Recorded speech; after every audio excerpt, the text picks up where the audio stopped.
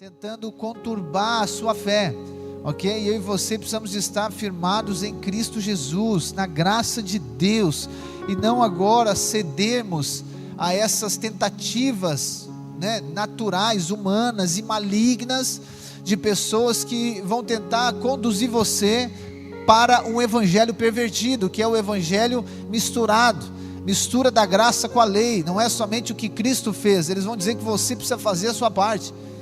E aí Paulo então, ele dá essa sentença, né, que ela é fortíssima, e a gente vê isso acontecendo em alguns momentos com Paulo. Ele diz: se alguém pregar um outro evangelho, que esse seja maldito. Então Paulo, ele está amaldiçoando alguém. Lembra que em Atos acontece também o fato que quando Paulo está pregando o evangelho, tem um homem que está também perturbando. Quando ele vai pregar diante de uma autoridade, essa pessoa fica perturbando, né? Paulo fica bem nervoso, e ele diz: então agora tu vai ficar cego, filho do diabo. Então Paulo também amaldiçoa ele.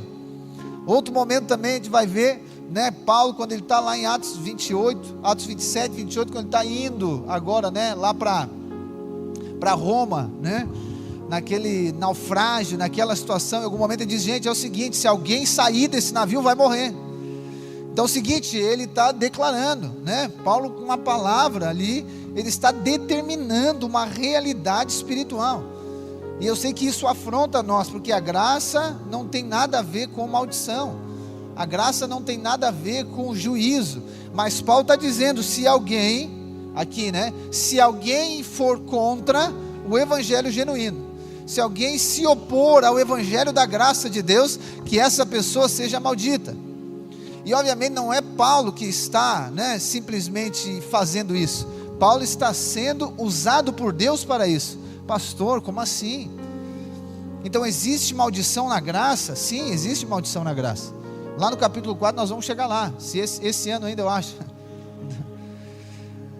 Paulo diz que aquele que não está em Cristo, ele está debaixo de maldição.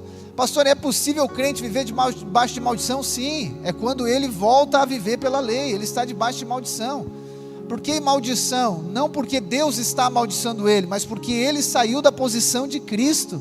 Ele está vulnerável agora como qualquer outra pessoa, porque você sabe, nós somos abençoados por causa de Cristo, nós somos amados por Deus por causa de Cristo. Então não é as nossas obras, é o que Cristo fez, e nós estamos nele agora. À medida que eu não estou crendo em Cristo, e a Bíblia vai mostrar isso, né? Vai dizer que eu e você precisamos de permanecer em Cristo. O permanecer em Cristo não está ligado com o comportamento. Permanecer em Cristo não está ligado com a minha obediência, não está ligado com a minha performance, não. Permanecer em Cristo está ligado com a minha fé. Permanecer, João capítulo 15, né? Jesus mesmo fala: permanecer em mim, eu vou permanecer em vocês. Não é uma condição de pequei, não estou em Cristo. Não, o pecado, ele é o fruto de uma série de fatores. Não é o fato da atitude, mas é o fato da fé. Entende? Então permanecer em Cristo está ligado com crer. Então, à medida que eu paro de crer em Cristo, que eu não permaneço crendo em Cristo, eu estou na posição de maldição. Não porque Deus me amaldiçoou, mas porque eu agora estou vulnerável como qualquer outra pessoa. Só que aí Paulo, no versículo 10, ele fala algo que é instigativo também, instigante para nós. Ele vai dizer para esses irmãos: gente, é o seguinte, primeiro ele, né, nos 9 primeiros versículos, 3 primeiros ele dá uma entrada, uma introdução assim bem legal, né? Daqui a pouco ele vem já racha no meio, como a gente diz. Aí no versículo 8, 9 que nós falamos, ele diz que quem pregar o teu evangelho é maldito. E agora ele diz assim: gente, é o seguinte, por acaso eu estou procurando, né? Versículo 10, por acaso eu procuro agora o favor das pessoas ou o favor de Deus? Eu estou procurando agradar os homens ou agradar a Deus? E aqui, irmãos, né, eu acredito que nessa noite você vai ter uma revelação, porque você sabia que existem inúmeras passagens bíblicas, inúmeros termos bíblicos, aplicações, colocações bíblicas, que elas são mas muito mal entendidas. Nós não vamos conseguir fazer isso aqui hoje, né? Bom, depois também não vai dar para fazer, porque você vai ter a revelação desse versículo. Mas vamos lá, se eu perguntasse para você, Paulo falando aqui, imagina a cena, imagina a situação. Quando Paulo está falando isso aqui, você acha que Paulo está falando como? Assim, mansinho, devagarinho? Não. Lendo o texto, como é que você, não, né? É que nem uma pessoa quando manda para você a mensagem no WhatsApp em caixa alta, né? Parece que ela está gritando com você, né? Você já lê, a pessoa está nervosa. Mas não é, às vezes ela esqueceu a tecla ali e foi, entendeu? Mas quando você lê, né? Por entender o contexto da carta, quando Paulo diz isso, Paulo não está sendo tão macio assim. Paulo está falando veementemente. E aí, quando eu e você não temos a revelação da graça, irmãos, como que nós vamos absorver isso aqui? Quando Paulo diz assim, então vamos lá, vou ler de novo. Versículo 10, ele diz: por acaso eu procuro agora o favor das pessoas ou o favor de Deus? Ou procuro agradar pessoas? Se eu ainda estivesse procurando agradar pessoas, eu não seria servo de Cristo. Ponto. Diante disso aqui, qual que é a primeira declaração que você tem, a primeira constatação que você tem? Ou talvez não você, outras pessoas. Viu? Que nós não temos que agradar ninguém, não é assim? Viu só? Eu sabia que eu não tinha que agradar homem nenhum. Viu só, esse negócio de agradar homem não é de Deus, está aqui, Paulo está dizendo que não tem que agradar a Deus. Então é o seguinte, agora não estou nem aí mais para ninguém, não estou nem aí mais para que as pessoas vão falar. Eu sabia que tinha alguma coisa que me dizia que não tinha nada a ver com as pessoas. E aí vem aquele sentimento, né, quase que de vingança, né, aquela coisa que não é da graça de Deus. Mas nessa noite o Espírito Santo vai trazer revelação para nós do que realmente Paulo está querendo dizer, irmãos. Mas você não deve viver para agradar pessoas, não. Mas também você não deve viver para desagradar as pessoas, entende? Então não é sobre agradar e não é sobre desagradar. Que nem a perseguição, lembra que eu falo? A perseguição vai acontecer, você não precisa procurar ela, que ela vai acontecer. Você não precisa fazer coisa errada para ser perseguido, ela vai vir. É melhor que você não faça coisa errada e seja perseguido. Tu entende? Então, da mesma questão aqui, quando Paulo está falando pessoas aqui, irmãos, vamos entender o contexto todo de novo, o problema todo, né? Nós temos acesso já a carta inteira, nós temos acesso ao problema e à resolução do problema. O problema todo que Paulo está resolvendo aqui é o problema da mistura da lei com a graça, amém? E o problema específico está relacionado com a circuncisão, está ligado com a lei. Então, quando Paulo está dizendo aqui que eu não procuro agradar pessoas, se você, não sei qual que é a versão da sua Bíblia, mas tem outras versões, que ela não é pessoas, está escrito homens, né? Não sei se a sua está aí. Procuro eu agradar a homens. E essa palavra pessoas e homens, no original dela, no grego, ela está ligado à questão natural. Então vamos lá, o que Paulo está querendo dizer de fato aqui? Está dizendo, por acaso eu procuro agora o favor do homem natural ou o favor de Deus?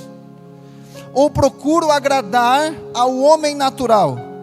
Se ainda estivesse procurando agradar ao homem natural, eu não seria servo de Cristo. Paulo não está falando pessoas no sentido pessoal. Estou eu procurando agradar o Gerald? Ele não está falando de pessoas específicas, ele está falando do homem natural. Porque lembra que lá no capítulo 5 de Gálatas, ele vai falar sobre o quê? Sobre as obras da carne e o fruto do Espírito. Esse vai ser o resultado da lei da graça. Então o que Paulo está dizendo aqui? Melhorar ainda aqui o nosso texto. Paulo está dizendo, por acaso eu procuro agora o favor da lei ou o favor da graça? Paulo está dizendo, eu procuro agradar a lei, porque se eu estivesse procurando agradar a lei, eu não seria servo de Cristo. Então Paulo não está falando de pessoas no sentido pessoal, do fulano, do beltrano, não está falando disso. Paulo está falando da carne. Paulo está falando do homem natural. Paulo está dizendo, eu agora procuro agradar a carne? Eu agora procuro agradar a lei? Eu agora procuro agradar a lei ou procuro agradar a graça? Esse aqui é o aspecto, irmãos. E isso aqui é determinante para a nossa vida. Então nós precisamos entender, e aí eu quero ler com você lá em Jeremias, capítulo 17, vamos ler juntos? Que mostra realmente isso. Jeremias.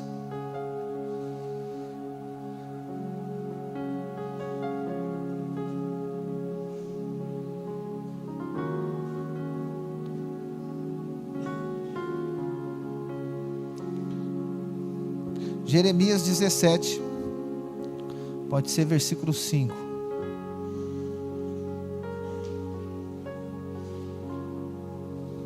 Assim diz o Senhor: maldito aquele que confia no ser humano, não é na pessoa. Maldito aquele que confia no aspecto natural. Maldito aquele que confia no ser humano, que faz da carne mortal o seu braço, ou seja, que faz da carne a sua força, e cujo coração se desvia do Senhor, porque ele será como um arbusto solitário no deserto, e não verá quando vier o bem. Pelo contrário, morará nos lugares desertos, secos do deserto, na terra salgada e inabitável. Mas bendito aquele que confia no Senhor, e cuja esperança é o Senhor, porque ele é como a árvore plantada junto às águas, que estende as suas raízes para o ribeiro, e não receia quando vem o calor, porque suas folhas permanecem verdes, e no ano da seca não se perturba, nem deixa de dar fruto. Aleluia, irmãos. Então o que nós precisamos de entender, né? É isso que Paulo está dizendo. E aqui Jeremias mostra isso, a Bíblia tem isso, né? É os mesmos termos, a Bíblia explica a própria Bíblia. Então Paulo está dizendo que para os Gálatas, gente, é o seguinte: se nós vamos viver na lei, se nós vamos permitir que a lei seja misturada com a graça, isso mostra que nós queremos agradar a nossa carne. Mas se nós vamos viver debaixo da graça, isso mostra que nós vamos agradar ao Espírito.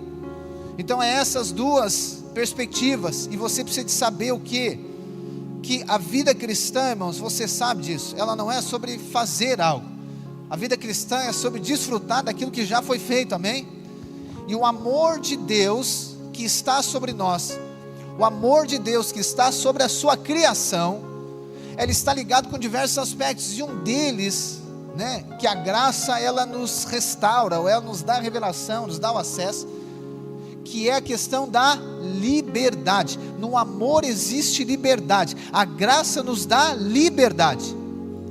E sabe que uma das características da liberdade é o que? É você poder escolher. Não tem como alguém dizer que é livre se ele não pode escolher. Imagina lá no Éden, lembra o que acontece lá no Éden? Deus fez o homem, a mulher, aquela coisa toda, o jardim, colocou eles dentro. O que Deus fez? Né? Todas a sorte de frutos e de tudo. E Deus disse para o homem e para a mulher: ó, vocês podem comer de todas as coisas, de todas as árvores, de todos os frutos, mas dessa árvore vocês não comem. Dessa aqui vocês não vão comer. Por quê? Porque se comer dessa, os olhos naturais vão abrir. Vocês vão ter consciência do bem e do mal. E aí o que acontece? Deus permitiu que o homem ele escolhesse, que ele decidisse. Então no amor e na liberdade tem essa perspectiva de decisão, de escolha. Imagina agora, por isso que quando, né, nós pregamos o Evangelho, a pessoa que precisa de decidir, a pessoa que precisa de escolher. Assim foi comigo, assim é com você, assim vai ser com as pessoas, porque todos vão receber a pregação do Evangelho, e aí ela tem a liberdade de escolher. É por isso que no dia, né, do casamento, lá o juiz de paz pergunta se você aceita. Não tem ninguém com uma arma apontada para você ali na hora de você. Não, você aceita por livre e espontânea pressão, não? Não foi assim. Você aceita receber fulano de tal como seu marido, aquela coisa toda. Sim, aí tem a resposta: eu aceito, eu decido, eu escolho. No dia, né, que você desceu as águas, na última semana nós tivemos, é perguntado: você crê? Sim. Você crê? Sim. Você crê? Sim. Então, segundo a sua escolha, segundo a sua decisão, nós batizamos. Bom, está entendendo que isso aqui é liberdade? Então, como que a pessoa que não crê, como que ela diz daqueles que creem? Os crentes não podem fazer nada, não é assim?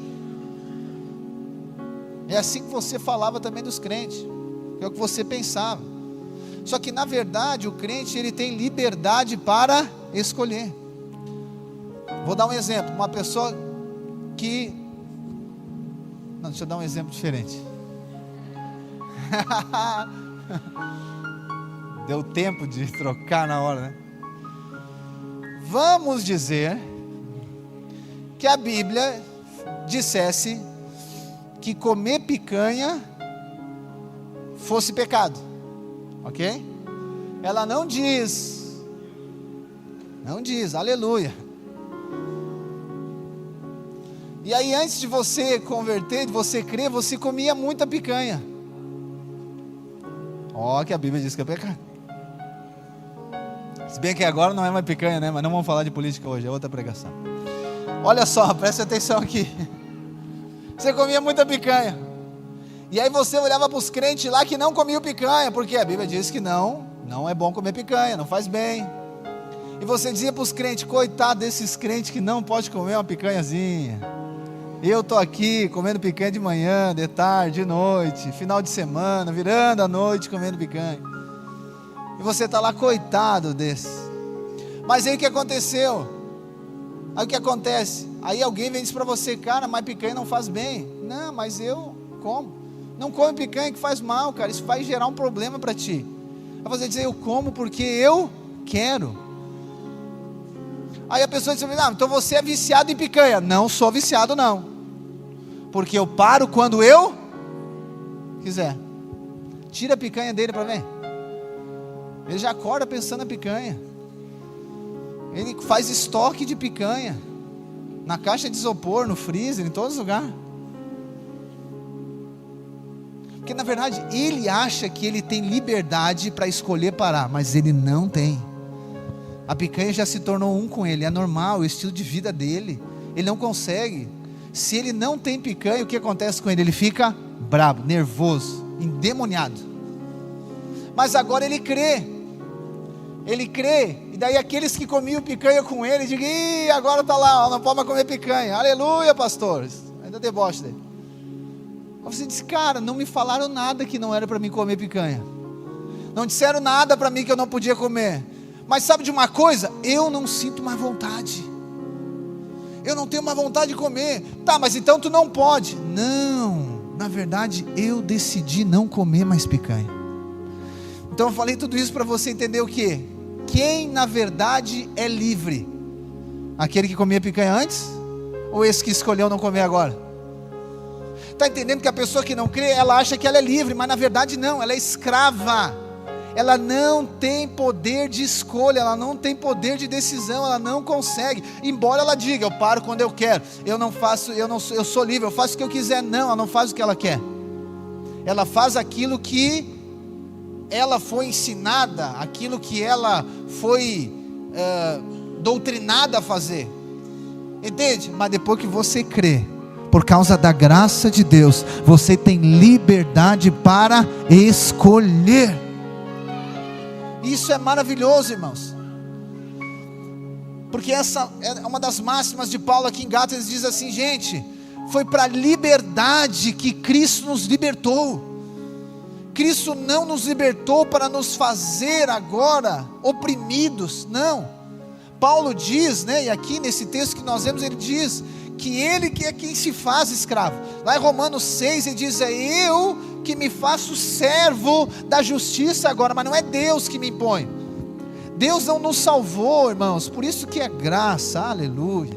Deus não nos salvou porque nós somos bons. Deus não salvou, disse, vou salvar o Mateus porque depois ele vai dar um bom pastor. Irmãos, não, eu vou salvar porque ele vai dar lucro depois para mim. Não é assim. Entende? Aquela coisa assim, não, agora é que nem com filho, né? Tem uns pais que criam os filhos para dar lucro depois. Desiste, não vai dar lucro. Quando começar a dar lucro, eles vão embora de casa, e aleluia.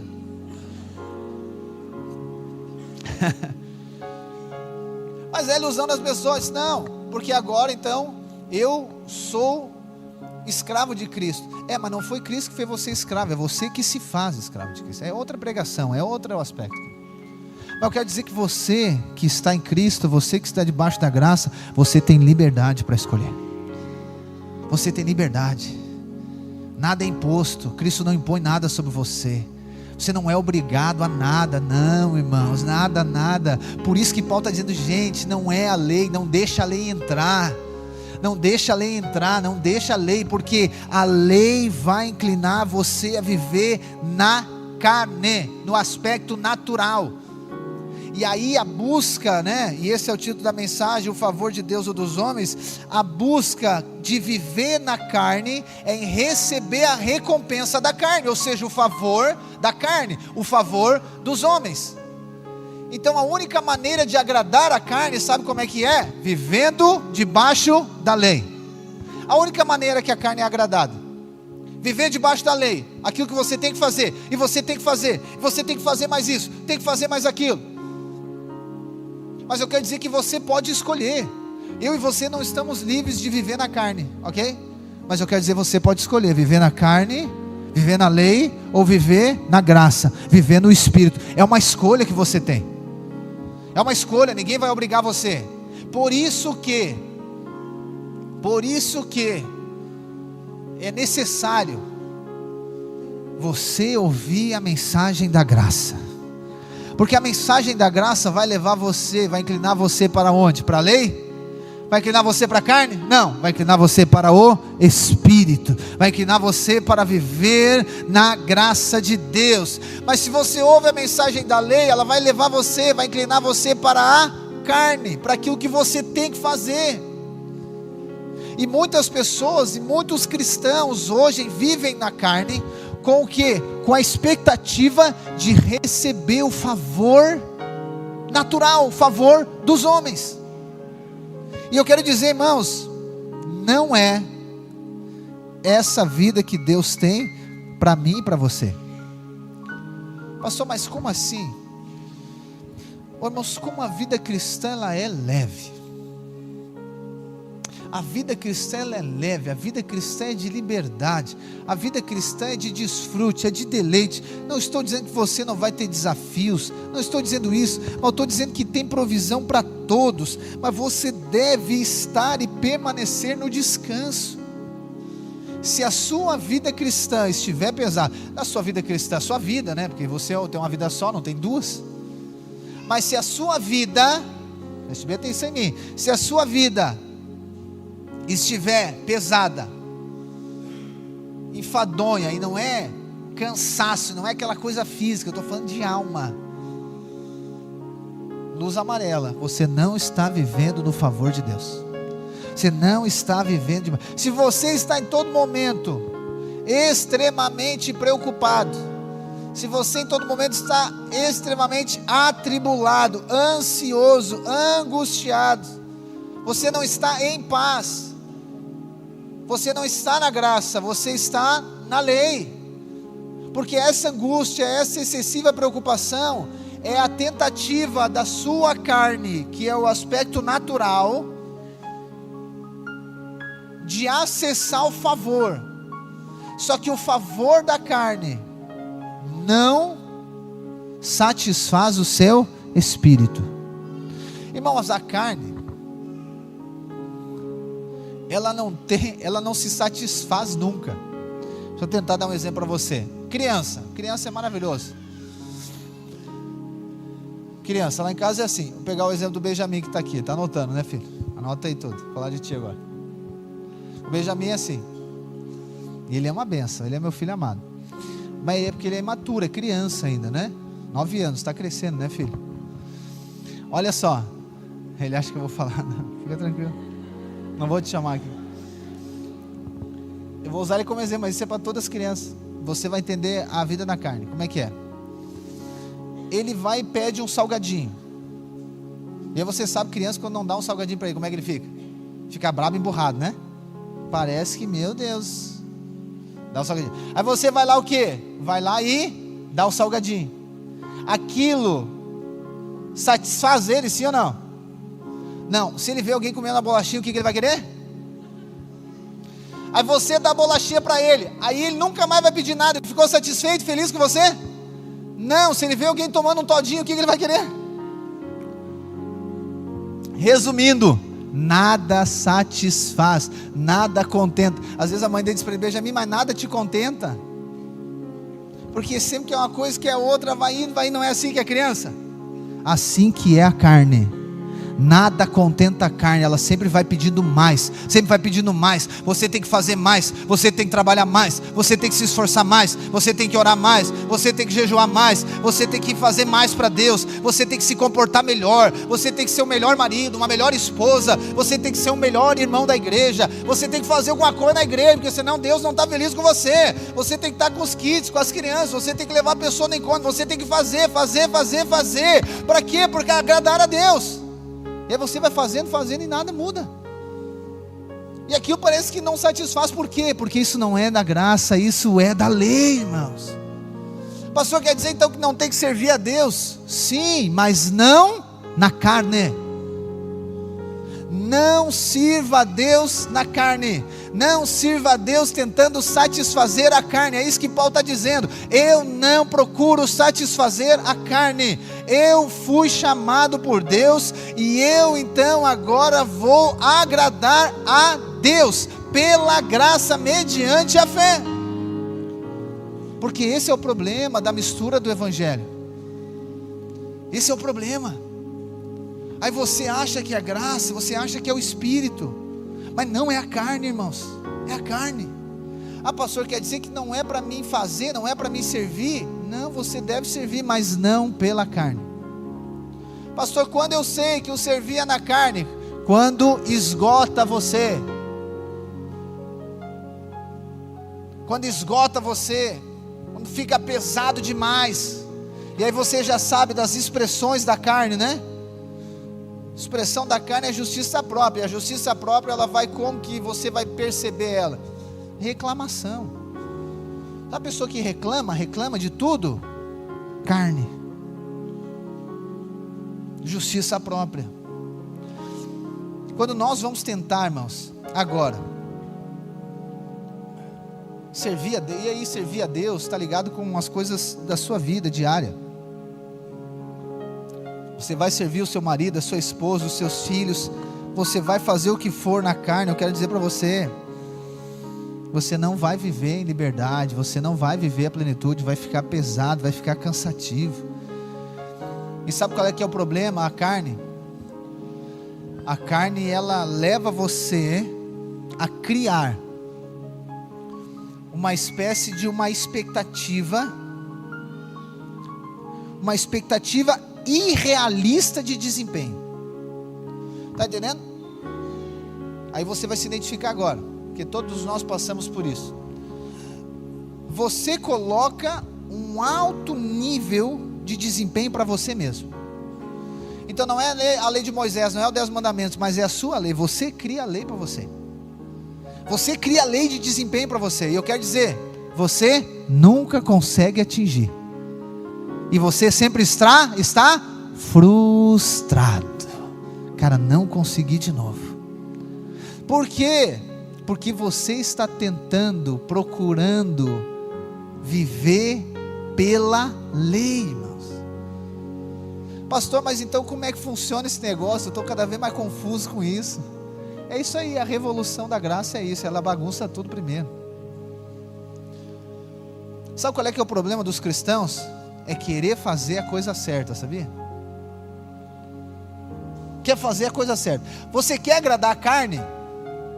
É querer fazer a coisa certa. Pastor, então tem que fazer a coisa errada? Já está pensando aí, né? Eu sei.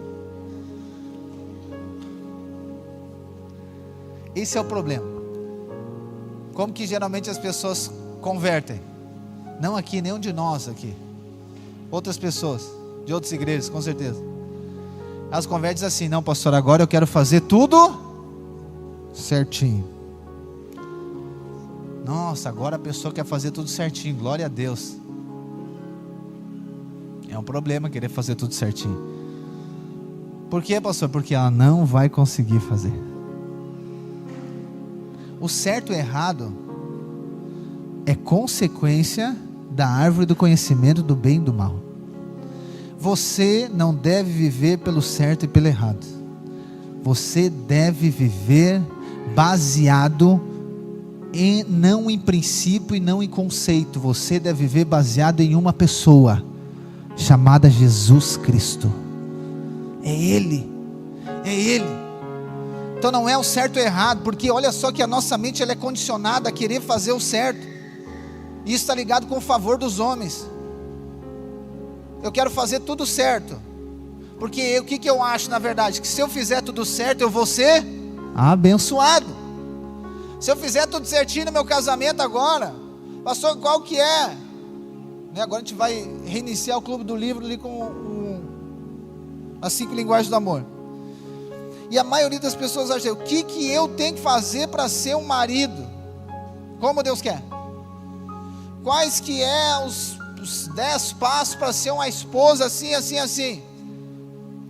Então o que eles querem fazer? Querem fazer o que é certo. Para quê? Porque crê que se fizer o que é certo, vai ter o resultado, vai ser abençoado. Então isso é assim.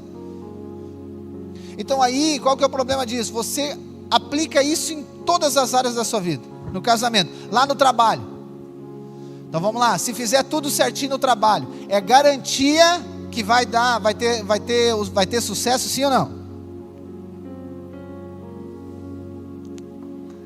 É que você já acha que você já pensa em fazer errado, né? Vamos lá, uma pessoa, ela estudou faculdade de administração, estudou comércio exterior, interior, todos os comércios que tem, fez todos os tipos de cursos, estudou toda a coisa, montou uma loja, comprou tudo, fez tudo. Isso garante que a loja dela vai vender, sim ou não? Mas ela não fez tudo certo? Registrou, foi lá, fez o alvará, passou no Elcio, pagou todas as taxas, fez tudo, os negócios, tudo certinho, empregado, tudo certinho. Isso é garantia que ela vai vender, sim ou não? Mas ela fez tudo certo. Não é sobre fazer certo. Ah, pastor, então quer dizer que a pessoa pode fazer tudo errado? Não pode. Mas você conhece um tanto de gente que faz errado. Ah, tem uma risadinha dela agora, né? Você olha para um tanto de gente que faz errado e diz, cara, como é que dá? Não é assim? Você olha, cara, mas aquela pessoa, olha só o que eu faço com a minha empresa, faço tudo certinho. O cara vai lá, só abre a porta, bota uma mesa da escola na frente, um fliperama, um fla-flu, e o cara já está com 3 filial. E eu estou aqui, não consigo nem pagar as guias. Eu estou aqui, não dá. É porque você não, aquele que não veio hoje, você está procurando o favor da carne. Você está aí esperando o favor da carne. Irmãos, o favor de Deus, preste bem atenção. O favor de Deus não está relacionado com aquilo que eu faço. Portanto, o favor de Deus não vem por vivermos de maneira correta. Isso aqui é para fechar a igreja, né? Isso aqui é para a gente levantar e ir embora e na hora do culto ir embora. O que todo mundo quer fazer correto? Mas não é. O favor de Deus não é por fazer correto. O favor de Deus, sabe por que o favor de Deus vem sobre nós? Por causa de Cristo. Não é sobre fazer certo e também não é sobre fazer errado. É sobre Cristo. É porque Cristo é abençoado, Cristo é favorecido, Cristo é justo, Cristo é amado. E por isso que eu sou também, porque eu estou nele. Então não tem a ver com aquilo que eu faço. É isso que Paulo está dizendo para os irmãos. É isso que Paulo está dizendo, gente. Paulo está dizendo, se eu, Paulo está dizendo, se ainda eu estivesse procurando agasalhar as pessoas, eu não seria servo de Cristo. Então o que Paulo está dizendo? Que em algum tempo da vida dele, ele estava tentando agradar pessoas, a carne. E aí mais para frente nós lemos, ele diz, eu persegui a igreja. No versículo 13 ele diz: porque vocês ouviram qual foi no passado o meu modo de agir. Aqui ele estava procurando, aqui ele estava agradando a carne. Meu modo de agir no judaísmo, como de uma forma violenta eu perseguia a igreja de Deus e procurava destruí-la. E na minha nação, quanto ao judaísmo, olha só o que ele está dizendo: eu levava vantagem sobre muitos da minha idade, sendo extremamente zeloso das tradições dos meus pais. O que ele está dizendo? Eu fazia tudo certo, eu vivia corretamente quanto ao judaísmo, quanto ao farisaísmo, eu vivia correto, eu era o melhor, eu ainda era melhor dentro daqueles da minha idade, eu era disparado. Então Paulo está dizendo que aqui, nesse tempo da vida dele, ele procurava agradar a carne. Mas quando ele diz ali no versículo 15, mas, irmãos, isso aqui aconteceu comigo, com você.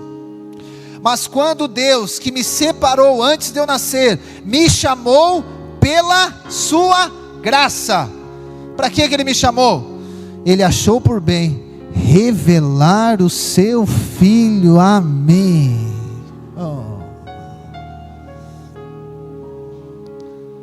Se você quer favor de Deus, aqui está: revelação do Filho, revelação de Jesus. Porque quando você tem revelação de Jesus, o que acontece com a sua carne? Ela perde. Ela perde. É o que Paulo diz lá em Romanos 13. Ele pergunta para os irmãos, ele diz: gente, aonde está o orgulho agora? Aonde está a soberba? Aonde está a força da carne? Aonde está a conduta correta? Aonde está a glória dos homens? Ele diz: não tem mais isso. Por quê? Porque nós fomos justificados pela fé em Cristo Jesus.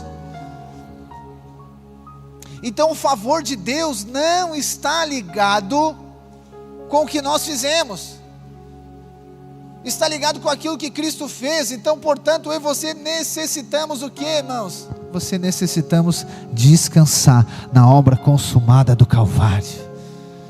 Pastor, mas agora, como é que eu faço com a minha empresa? Como é que eu faço com o meu casamento, pastor? Meu marido, aquela bênção. Como é que eu faço, pastor? Quer dizer então que eu não tenho que deixar mais uma semana sem almoço?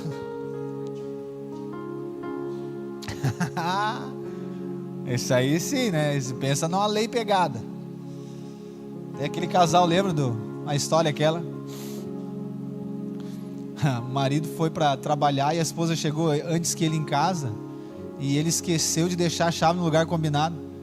Chegou 5 horas depois, e ela nervosíssima na frente de casa, né? Imagina, fez ele entrar pela porta de trás, né? Aí ela fazia a vianda dele para ele comer, para almoçar, né? E aí ela não falou nada, mas estava bufando, né?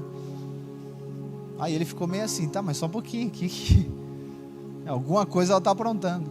No outro dia ele fez a viandinha dele, chegou, almoçava no trabalho, aí tinha ele abriu, tinha salada e um papel escrito arroz e o outro escrito bife.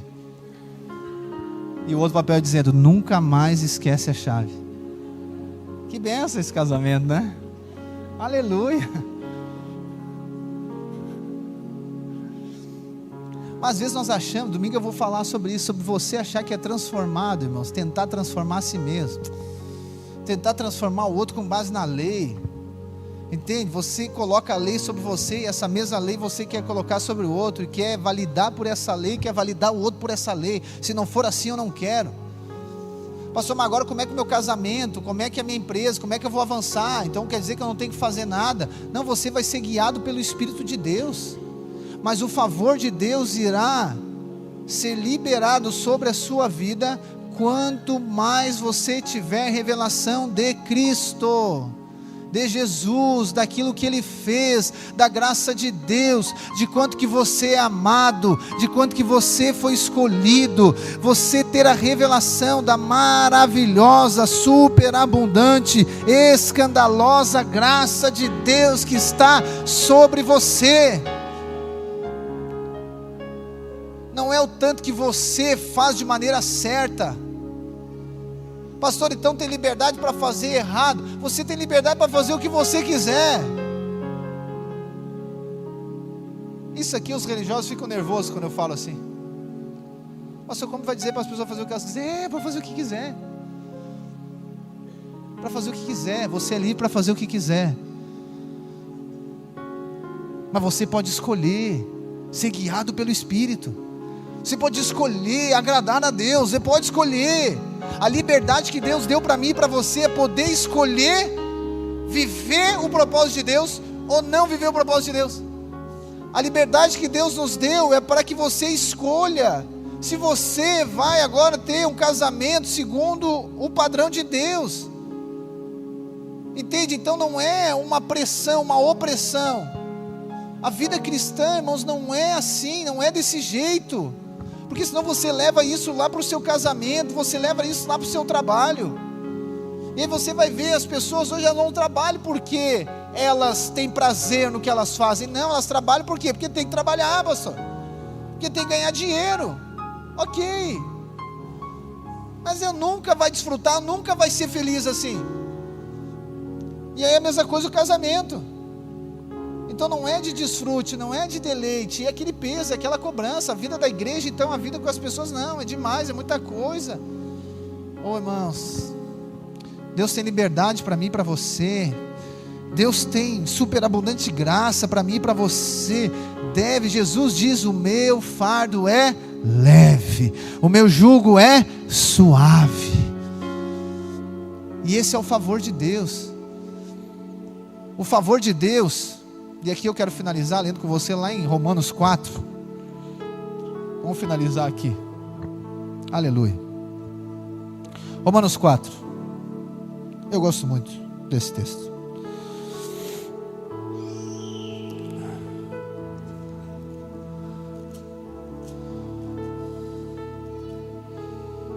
Romanos 4, vamos a partir do versículo 13.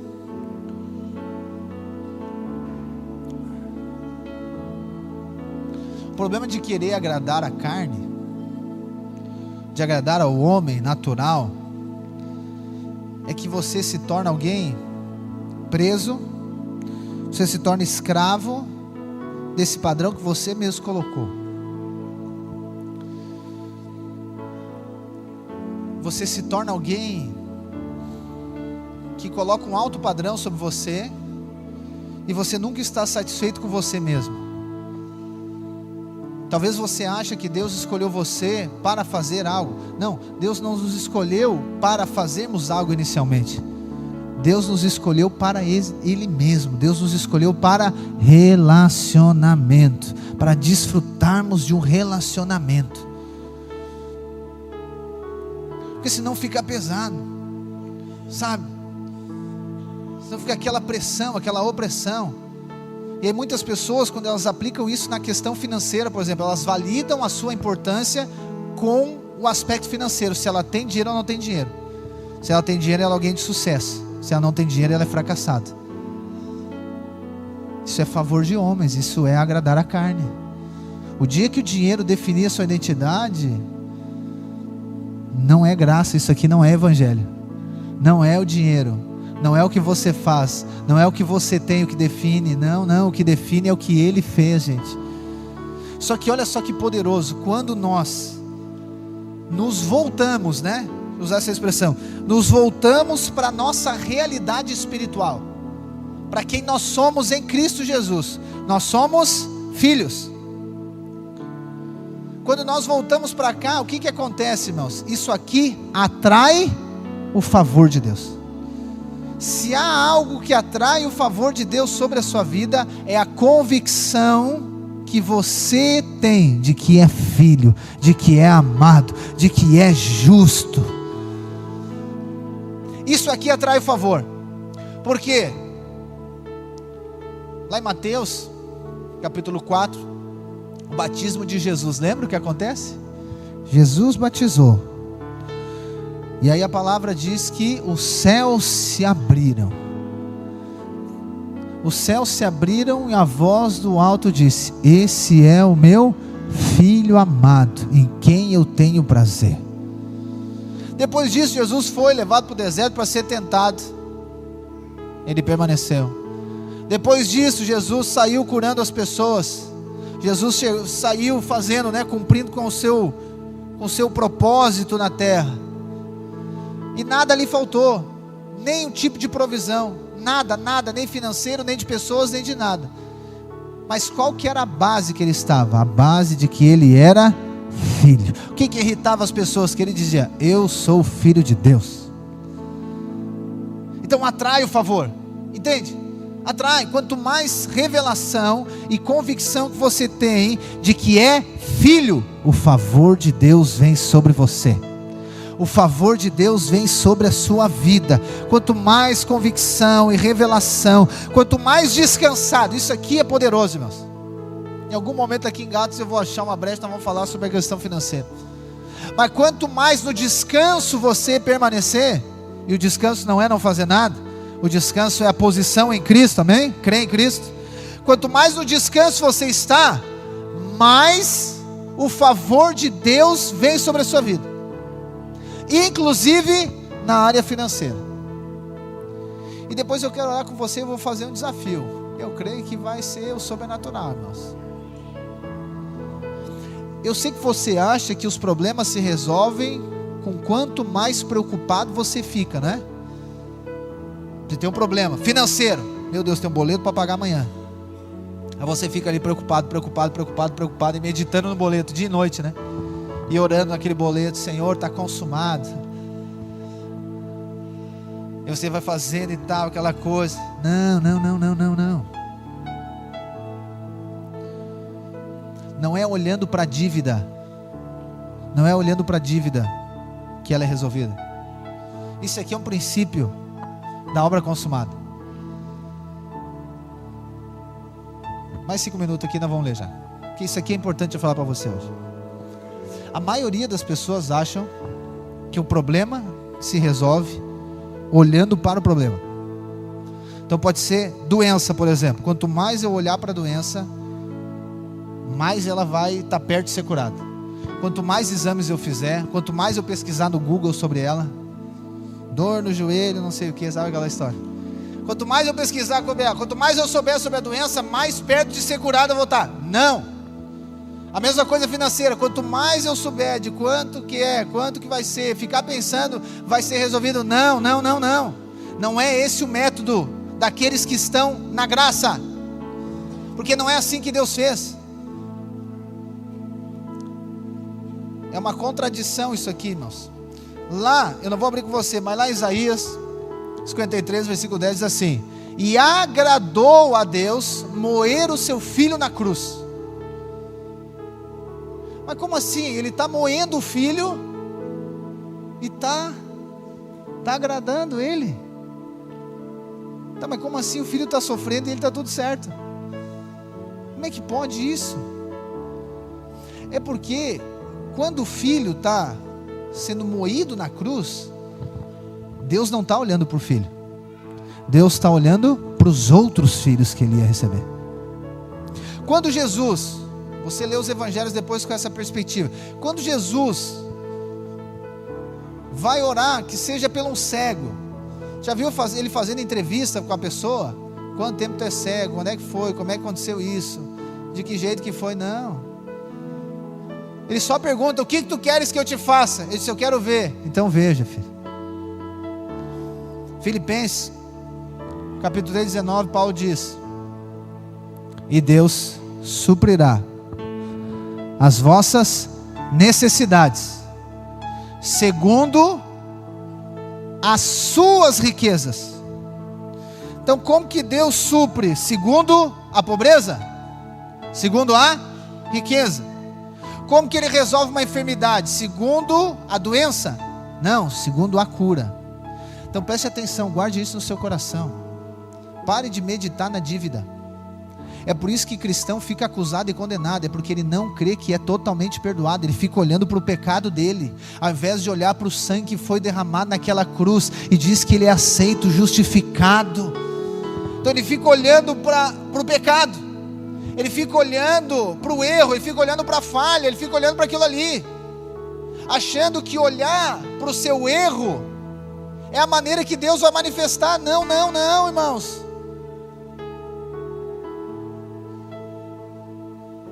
Muitas pessoas, quando elas não têm revelação da graça de Deus, a nova aliança, quando elas vão cear, nós ceamos domingo aqui, né? O que elas fazem quando vão cear, pelo amor de Deus? Elas ficam pensando nos pecados dela, não é assim? Eu era assim. Ficava pensando nos meus pecados. Porque eu vi as pessoas tomando a ceia, as pessoas estavam tudo tristes, chorando, e tinha uns que não queriam tomar a ceia. Eu digo, eu também acho que tem que ser assim então. Eu fui aprendendo, né? Daí eu vi, estava dizendo uns tristes, meu Deus, não, obrigado, não, hoje não quero. Hoje não. Porque ficar pensando no pecado dele, achando que pensar no pecado dele iria atrair, aí, entende? Atrai a glória de Deus. Não. É por isso que muita gente acha que o sofrimento atrai a Deus. Então eu vou reclamar, eu vou dizer que eu estou sofrendo, eu vou dizer que eu não tenho nada para atrair o favor de Deus. Não, irmãos, isso não atrai o favor de Deus. Isto atrai o que? O favor, a recompensa da carne. O máximo que pode acontecer quando você estiver nessa lamúria toda é aparecer um outro na mesma lamúria e ficar com você junto. Fila de posto de saúde, não é assim? 24. Chega um ruim. Então, geralmente, né? É assim. Lá em Osório era assim. Porque eu estou com a dor de cabeça, que não sei o que, foi uma semana. A outra, não, mas é que a minha é pior. É uma disputa para ver quem está pior, não é assim? E se você está ali e não tem nada, você fica doente junto. Você já começa a achar dor em você. Eu acho que eu estou doendo alguma coisa. Essa aqui é boa, que nem uns anos atrás uma irmã. Não, aquela foi fantástica. Ela marcou o médico para o marido dela, vocês conhecem? Marcou o médico para o marido dela. E ele não sabia que médico era. É que ela era assim, ela marcava o médico, por exemplo. Ela marcava o médico para ela mesmo dar receita para ela. Entendeu? Ela só queria que o médico assinasse. Não, tu me dá isso. Bem assim ela ia no médico. Daí ela marcou o médico para o marido dela. E ele disse, não, pastor, tem que ir lá no médico, tá, amanhã. Não, tá, amém, tá, glória a Deus. Mas que médico é? Não sei. Ela marcou lá e estava lá. Aí quando ele está lá na sala de espera, olha só essa aqui é fantástico. Isso tem que ficar na história, você vai ter que fazer filme. Quando ele entrou assim, ele começou, ele sentou na coisa, ele se ligou, disse, cara, mas que médico é esse aqui? Daí ele perguntou para ela, que médico é? Ela disse, para, já vai te chamar aí. Bem delicados os dois um com o outro. E daí ele disse que o médico saiu e ele viu escrito aqui, psiquiatra. Ele olhou para ela e disse, não, eu não vou nesse médico, eu vou lá pro carro, tu marcou, eu não estou louco, coisa nenhuma. Ela disse, volta aqui, disse, não vou, volta aqui, não vou, foi lá pro carro. Não, agora que tá a cereja do bolo, sabe o que ela fez? Aí disse pra mulher, tá, bota o meu nome aí, já que ele não quer, eu vou. Para não perder a consulta. Nem sei por que eu falei isso. É porque eu lembrei dessa história. Aqui é muito... Aqui que é a pessoa procurando, entendeu? Ela procurando. Tinha uma tia minha também, essa eu já contei algumas vezes, né? Ela sempre naquela função de médico. Não estou dizendo que você não deve ir no médico, está doente, vai no médico, não é isso. Mas ela sempre na função de médico. Não tinha nada, e faz um exame, faz outro, até que um dia, o médico achou, a Joanete. Achou, porque não tinha, foi o diabo que criou o troço. Sabe aquele negócio, aquela função de ir no médico, de pegar a van, não sei que hora, de madrugada, aquela função toda, eu disse, meu Deus, como é que aguenta um negócio desse? O cara já para ir no médico, a gente já não vai, né? Meu Deus, para ir no médico, só amarrado. Aí ela foi, o que aconteceu? Aí o médico, depois de não sei quantos anos, não sei quantas vezes, tem uma Joanete. Tem que fazer a cirurgia. Eu disse, meu Deus, sabe aquela coisa que tu vê assim, cara, isso aqui não vai dar coisa boa. Aí foi lá fazer a cirurgia, deu errado, ficou com problema no pé até hoje. Procurando o problema. Eu quero dizer que você está debaixo do favor de Deus. Está entendendo que esse sistema aqui de tentar buscar o favor através da carne cria em nós também essa expectativa, ou melhor, essa expectativa errada de que alguma coisa vai dar errado.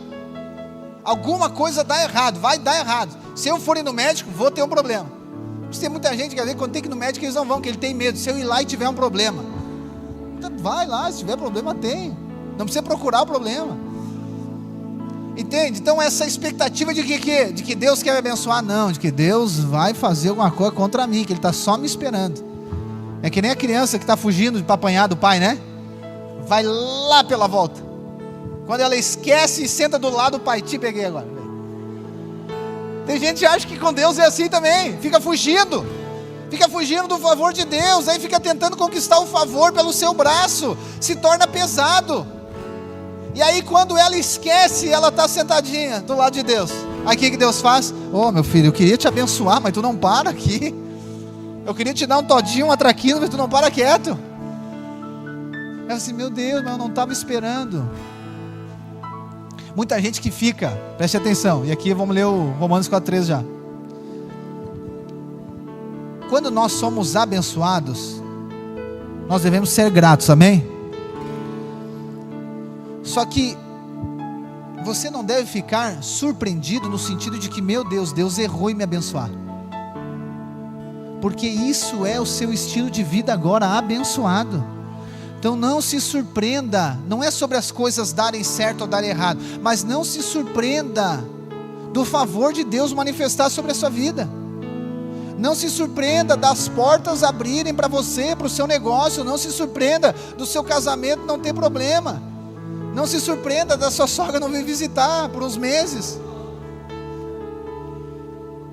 Está entendendo que essa maneira, esse estilo de vida, a gente fica assim, cara, e quando a gente recebe, quando algo acontece, aparece uma oportunidade, uma porta aberta, como é que você fica? Será que é por causa da lei, irmãos? Será que é, pastor? Apareceu um trabalho para mim, pastor, que eu vou ganhar 5 vezes mais. Vou trabalhar de segunda a sexta. Será que é de Deus, pastor? Não, acho que não, é o diabo, certeza. Está entendendo que a gente, vamos usar aqui, a gente está mal acostumado de viver debaixo do favor de Deus. Mas a revolução da graça chegou, e Deus está mudando isso dentro de nós.